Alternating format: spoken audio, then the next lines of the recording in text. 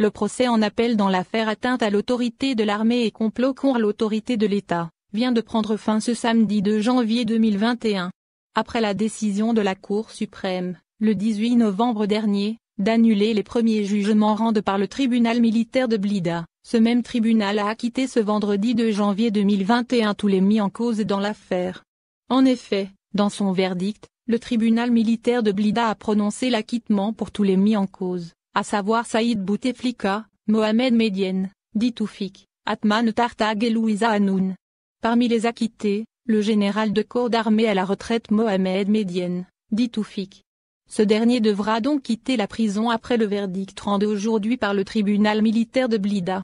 En convalescence dans une structure hospitalière depuis 3 mois.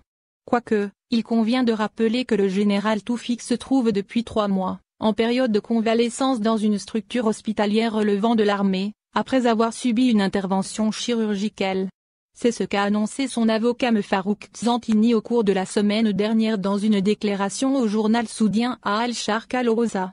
Le général Toufik est dans une clinique militaire externe depuis 3 mois, où il a été opéré, et il passe une période de convalescence, avait alors déclaré l'avocat.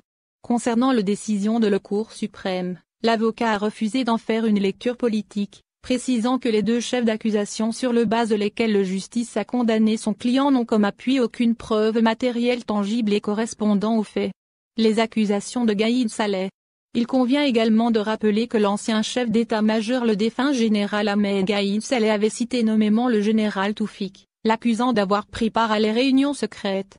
Lors d'un discours prononcé le vendredi 16 avril 2019 à Ouargla, Gaïd Saleh avait alors déclaré avoir déjà évoqué les réunions suspectes qui se tiennent dans l'ombre pour conspirer autour les revendications de peuple et afin d'entraver les solutions de l'armée nationale populaire et les propositions de sortie de crise.